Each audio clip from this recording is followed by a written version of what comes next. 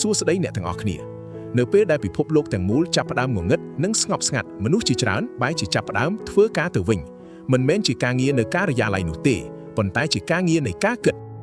ខ្ញុំដឹងថាសម្រាប់អ្នកខ្លះក្រែដេកមិនមែនជាកន្លែងសម្រាកទេប៉ុន្តែវាជាកន្លែងដែលអ្នកត្រូវប្រឈមមុខជាមួយគ្រប់រឿងរ៉ាវក្នុងជីវិតអតីតកាលដែលតាមលងបន្លាចសំណួរដែលថាតើថ្ងៃស្អែកនឹងទៅជាយ៉ាងណាឬរឿងការងារដែលដោះស្រាយមិនទាន់ចប់ទាំងនេះគឺជាភ្ញៀវមិនបានអញ្ជើញដែលមករំខានដំណេករបស់អ្នកការគេងមិនលក់ក្នុងសម័យកាលនេះមិនមែនគ្រាន់តែជារឿងរាងកាយអស់កម្លាំងទេប៉ុន្តែវាគឺជាសញ្ញាដែលប្រាប់ថាចិត្តរបស់អ្នកកំពុងហត់នឿយខ្លាំងប្រសិនបើអ្នកកំពុងស្ថិតក្នុងស្ថានភាពនេះខ្ញុំចង់ប្រាប់អ្នកថាអ្នកមិនឯកាទេប៉ុន្តែយើងត្រូវតែរកដំណោះស្រាយទី1ការបំបែកចំណងរវាងទីកន្លែងនិងការគិតនៅពេលអ្នកនៅលើគ្រែហើយខួរក្បាលចាប់ផ្ដើមរត់រកបញ្ហាសូមកុំព្យាយាមបង្ខំឲ្យគេង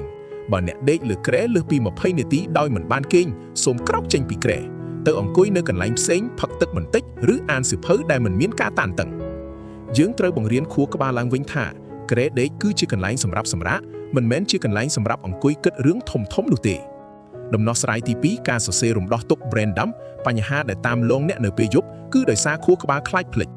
មុនពេលចូលគេង1ម៉ោងសូមយកក្រដាសមួយសន្លឹកមកសរសេរអ្វីៗទាំងអស់ដែលអ្នកគិតឬកិច្ចការដែលត្រូវធ្វើនៅថ្ងៃស្អែកការសរសេរវាចេញមកក្រៅគឺដូចជាការដាក់បន្ទុកពីក្នុងខួរក្បាលចូលទៅក្នុងក្រដាសនៅពេលដែលអ្នកសរសេរចប់សូមប្រាប់ខ្លួនឯងថាអ្វីៗត្រូវបានកត់ត្រាទុកហើយខ្ញុំអាចសម្រាកបានដោយសុវត្ថិភាព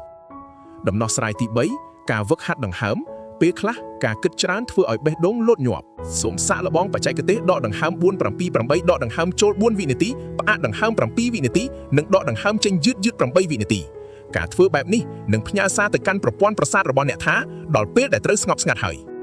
ពាក្យពេចន៍លើកទឹកចិត្តខ្ញុំចង់ឲ្យអ្នកដឹងថាការដែលអ្នកមានអារម្មណ៍ហត់នឿយនៅពេលយប់មិនមែនមានន័យថាអ្នកខ្សោយនោះទេវាមានន័យថាអ្នកជាមនុស្សម្នាក់ដែលខំប្រឹងប្រែងសម្រាប់ជីវិតប៉ុន្តែសូមចាំថាអ្នកមិនអាចជួសជុលពិភពលោកបានទេប្រសិនបើអ្នកមិនបានជួសជុលខ្លួនឯងឲ្យបានល្អ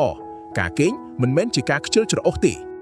ការគេងគឺជាផ្នែកមួយនៃការងារដែលសំខាន់បំផុតដើម្បីឲ្យអ្នកមានកម្លាំងទៅប្រឈមមុខនឹងថ្ងៃស្អែកប្រសិនបើថ្ងៃនេះអ្នកគេងមិនបានល្អកុំបន្ទោសខ្លួនឯងជីវិតមានថ្ងៃនេះនិងមានថ្ងៃស្អែកការសម្រាកដ៏ល្អបំផុតចាប់ផ្ដើមពីការអភ័យទោសឲ្យខ្លួនឯងចំពោះអ្វីដែលអ្នកមិនអាចធ្វើបាននៅថ្ងៃនេះយប់នេះសូមអនុញ្ញាតឲ្យខ្លួនឯងបានសម្រាកបិទភ្នែកហើយដឹងថារាល់បញ្ហាទាំងអស់វានឹងនៅទីនោះដដែលនៅថ្ងៃស្អែកប៉ុន្តែអ្នកនឹងមានកម្លាំងខ្លាំងជាងមុនដើម្បីដោះស្រាយវាអ្នកបានខំប្រឹងគ្រប់គ្រាន់ហើយសម្រាប់ថ្ងៃនេះដល់ពេលដែលត្រូវទម្លាក់គ្រប់យ៉ាងចុះហើយឲ្យចិត្តអ្នកបានសម្រាកខ្លះហើយសូមឲ្យដំណេករបស់អ្នកត្រឡប់មករកភាពស្ងប់ស្ងាត់វិញអរគុណដែលបានស្ដាប់ខ្ញុំតើយប់នេះអ្នកសន្យាជាមួយខ្ញុំបានទេថាអ្នកនឹងព្យាយាមបន្ធូរអារម្មណ៍ហើយអនុញ្ញាតឲ្យខ្លួនឯងបានគេងលក់ដោយសន្តិភាព